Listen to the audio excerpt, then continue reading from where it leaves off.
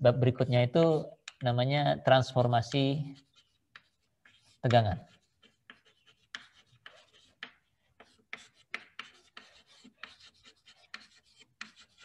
Ya. Oke. Idenya begini. Kalau tadi kita meninjau satu titik di struktur, jadi kalau ini potongan, satu titik di sini, terus kita, ini potongan ya, atau kalau di penampangnya mungkin titiknya di sini, ini titik yang sama misalnya, titik yang itu.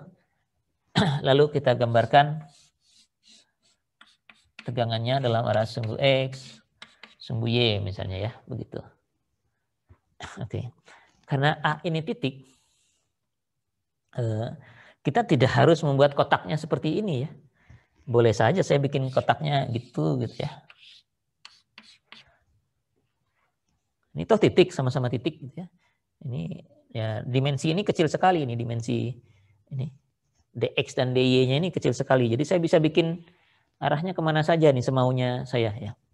Dan yang terjadi memang begini, waktu strukturnya mau gagal ya. Jadi ada material-material yang tidak kuat menerima tarik, misalnya beton gitu ya.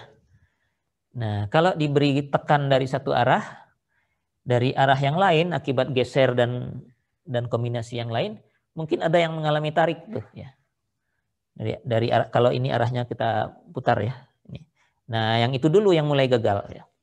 Atau ada material lain yang gesernya yang tidak begitu kuat ya. Jadi perilaku materialnya terhadap geser itu lemah misalnya. Kalau posisi begini gesernya mungkin kecil, tapi arah yang lain gesernya lebih besar gitu ya. Nah, nanti dia akan mengalami kegagalan di bidang yang lemah itu tadi. Nah, untuk mendapatkan itu kita perlu melakukan transformasi tegangan. Satu alasan lagi adalah bahwa kita tidak bisa menjumlahkan tegangan normal dengan geser ya. Normal dengan normal kalau di titik yang sama bisa kita jumlahkan. Geser dengan geser di titik yang sama bisa kita jumlahkan. Tapi kalau di satu titik kita sudah punya normal, sigma X, sigma Y, dan tau XY misalnya. Gitu. Nah, yang lainnya tinggal ngikut aja. Seperti ini. Nah, masing-masing tegangan ini nggak bisa kita jumlahkan. Sudah begitu saja gitu ya. Tapi nilainya bisa berubah kalau orientasinya tidak kita buat di sini ya. Orientasinya misalnya diputar sedikit, putar ke sana lagi dan sebagainya. Dan karena ini titik, ya itu boleh-boleh saja ya. Dan memang di materialnya terjadinya seperti itu ya. Yang lemah akan gagal duluan ya. Nah, oleh karena itu kita perlu menurunkan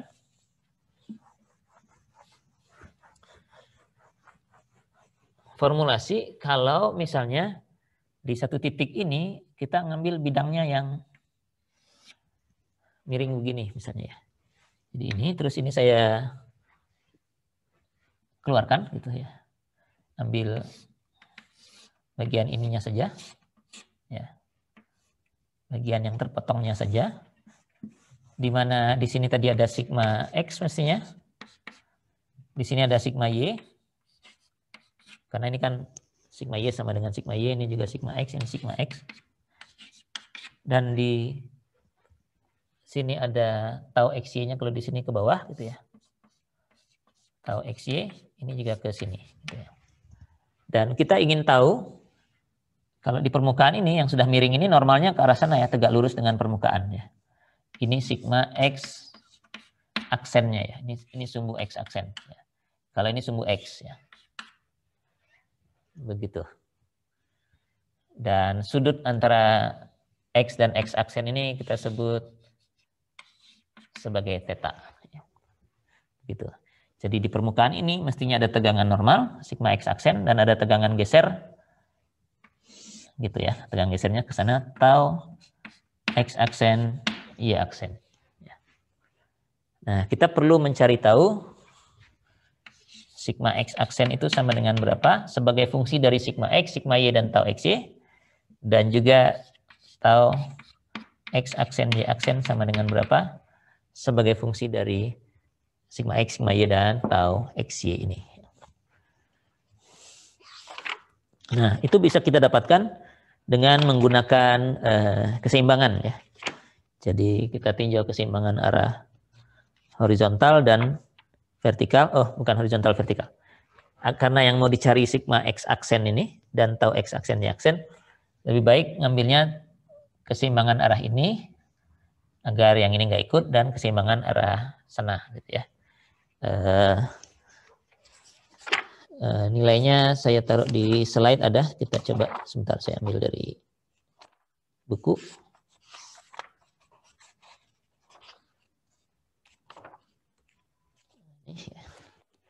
Jadi kalau keseimbangan dalam arah ini, arah sana, sigma f x aksen sama dengan 0 begitu ya. Jadi keseimbangan dalam arah ini sama dengan 0. Ada sigma x aksen dikalikan dengan luasnya ya. Jadi kalau ini luasnya, ini kan elemen yang kecil ya, ini luasnya delta A. Gitu. Delta itu karena kecil aja ya. Luasannya lebih besar dari diferensial, jadi tidak pakai D, pakai delta. Delta A. Maka di permukaan yang bawah ini luasnya adalah, sebentar, kalau ini theta, sudut antara X dengan X aksen ini theta, maka di sini, di segitiga ini, thetanya ada di antara yang mana ini? Tegak lurus dengan ini, tegak lurus dengan ini. Thetanya ada yang di atas ini ya. Di sini thetanya ya. Jadi theta ini sama dengan theta ini, mestinya. Jadi kalau ini luasnya delta A, yang bawah ini delta A, ini cos, ini sin berarti, sin theta. Dan luasan yang ini adalah delta A cos theta begitu ya. Jadi keseimbangan dalam arah x aksen itu adalah sigma x aksen dikalikan delta A. Dan itu arah sana, sisanya semua arahnya ke belakang sana ya. Jadi ini dikurangi. Atau kalau mau pakai pindah ke sebelah kanan ditulis sama dengan, tapi dikurangi dulu aja. Yang ini ada sigma x komponen dalam arah x aksen yang ke sana gitu ya. Itu sudutnya mana nih? Ini horizontal, ini dengan ini theta juga ya. Jadi sigma x cosinus theta. Sigma x cos theta kalikan luasnya delta A cos theta. Karena yang ini luasnya delta A cos theta. Itu sigma x, lalu di permukaan yang sama ada tau xy. Dan kalau diuraikan ke sana tetap dikurangi juga. Dikurangi tau xy. Kalau itu jadinya sin theta ya. Sin theta luasnya sama delta A cos theta. Ini dua ini adalah gaya yang ada di permukaan yang samping kiri ini. Yang di bawah juga demikian, ini bisa kita uraikan. Sigma y dan tau xy-nya bisa kita uraikan. Jadi ini dikurangi. Sigma y, kalau ini seperti ini, tetanya ada di yang sebelah kanan ini. Jadi kalau ke sana itu sinus theta ya. Sigma y sinus theta. Luasnya delta A sin theta. Lalu ada tau xy. Tau xy-nya cosinus theta mestinya. Luasnya delta A sin theta. Sama dengan 0 ya. Jadi ini keseimbangan dalam arah x aksen dari gaya-gaya yang ada di sini. Karena ini sama dengan 0, delta A-nya bisa dicoret semua. Yang minus saya pindahkan ke ruas kanan, jadi tinggal sigma x di ruas kiri. Sama dengan ada sigma x yang ini, cosinus kuadrat theta. Ini. Lalu ada sigma y, tandanya tambah sekarang karena pindah ke ruas kanan. Sigma y sin kuadrat theta. Lalu ada ini juga tandanya tambah karena pindah ke ruas kanan. Ini dengan ini tuh sama sinus theta cos theta, ini cos theta sin theta. Jadi ini tambah 2 tau xy sin theta. Oh, masih muat ya? Oh, masih muat. Cos theta begitu ya. Oke. Nah, ini cos kuadrat dan sin kuadrat ini bisa diubah jadi cos 2 theta seperti dulu waktu inersia pernah kita lakukan ya. Saya langsung saja hasilnya ya. Dan ini sin 2 sin theta cos theta ini juga jadi sin 2 theta ya. Jadi ini bisa kita tuliskan sebagai sigma X tambah sigma Y per 2. Ini sigma X aksen ya. Kemudian ditambah dengan sigma X kurang sigma Y per 2 cos 2 theta. Jadi ini berdua jadi seperti ini. Lalu ini sin 2 theta ya. Jadi tau XY sin 2 theta. Oke. Jadi kita dapatkan transformasi tegangan. Ini adalah transformasi tegangan.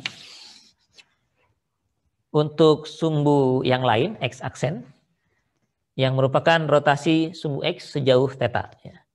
Tetanya boleh dari 0 sampai ya balik lagi ke sini 360 derajat ya. Dan positifnya diambil berlawanan putaran jarum jam ya. Jadi kalau ke sini positif, kalau ke yang sebaliknya nanti nilai tetanya negatif. Dan ini hanya fungsi sigma X, sigma Y, tau XY, dan sudut 2 tetanya.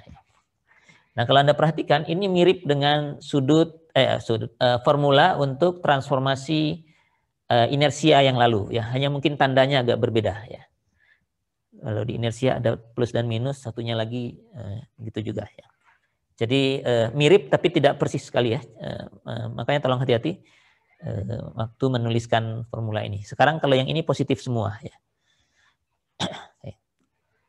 Jadi kita dapatkan nilai tegangan di satu bidang tertentu yang miring dengan sudut rotasi theta sebesar ini. Sigma X aksennya. Nah, gesernya gimana? Gesernya sama, kita lakukan lagi keseimbangan dalam arah ini. Karena waktunya terbatas, saya tidak lakukan, tapi ini persis sama. Anda tuliskan semua gaya-gaya yang ada, dikalikan dengan luasnya, samakan dengan 0. Nanti untuk tau X aksen, Y aksennya.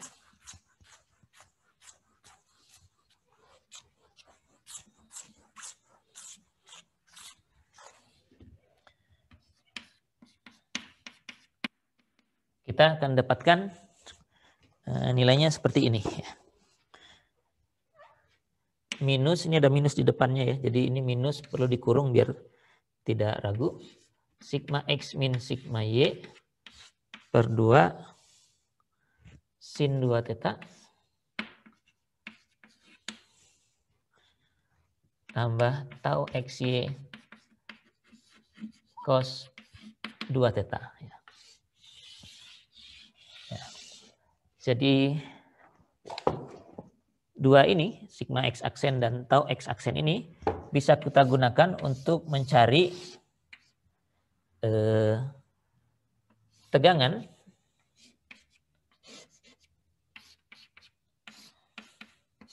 kalau ini arah X dan Y-nya diketahui. Jadi ini sigma X, ini sigma Y, ini tau XY pada bidang yang arahnya X dan Y. Sekarang kita mau cari di yang lain, arah yang lain, misalnya di sini begitu ya. Di daerah yang miring ini, AB ini misalnya. Nah, kita bisa tinjau sebelah kirinya seperti yang kita turunkan ini.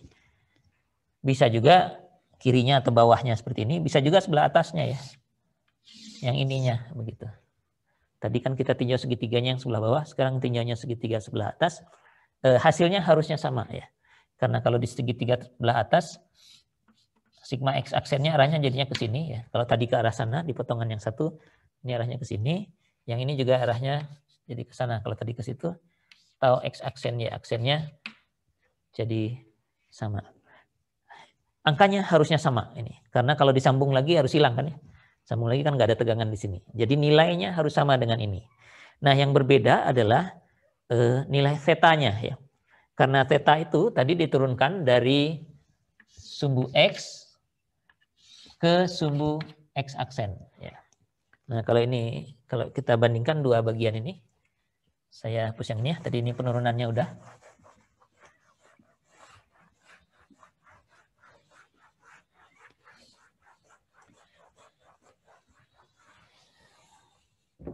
Jadi tadi kita menurunkannya untuk bidang seperti ini. X aksennya ke sana, ini X, ini theta. Ya. Untuk yang pasangannya di sebelah yang lain, yang ini,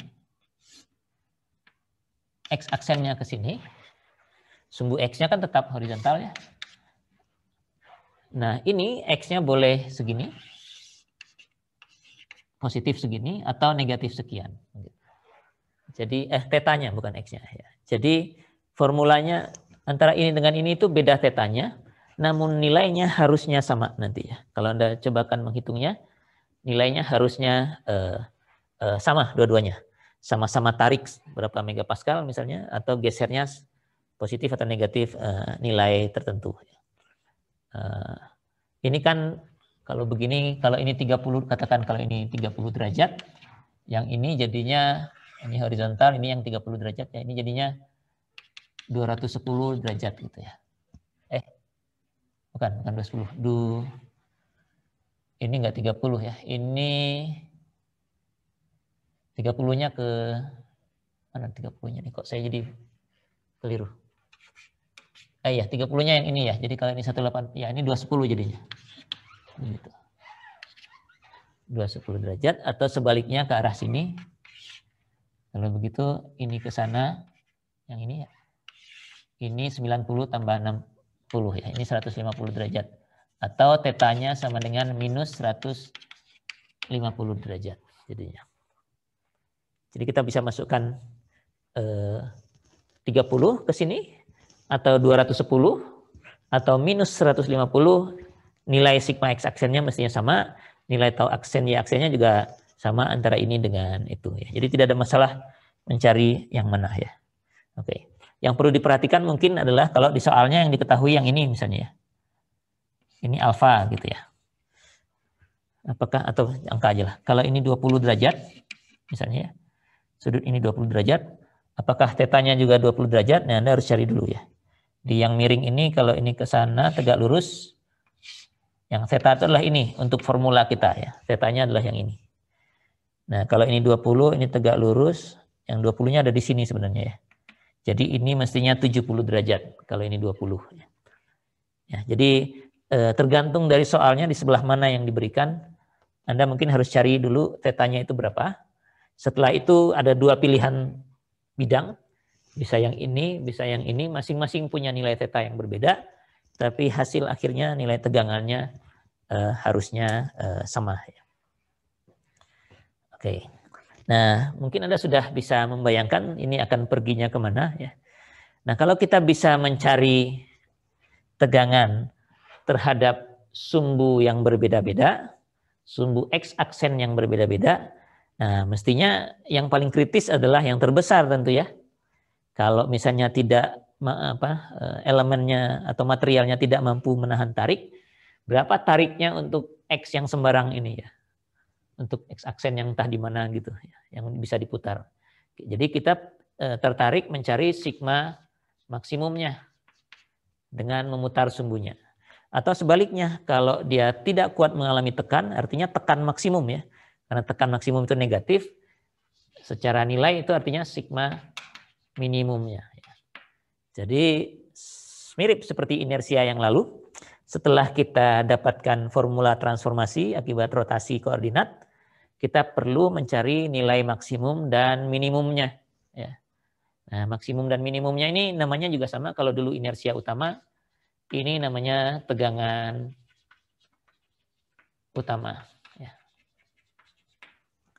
Tegangan utama. Nah, ini saya sisakan untuk minggu depan saja ya. Jadi biar tugas Anda minggu ini nggak usah sampai ini dulu ya. Ini tegangan utama, ada formulanya. Perlu diturunkan dulu sedikit, nanti kita dapatkan formulanya. Atau kalau tidak secara grafis kita bisa gunakan lingkaran Moore lagi sama lingkaran Moore yang lalu. Hanya konstruksinya agak sedikit berbeda. Ya. Karena ini kita bicara tegangan yang bisa positif negatif ya. Kalau inersia selalu positif, jadi nanti lingkarannya agak berbeda ya.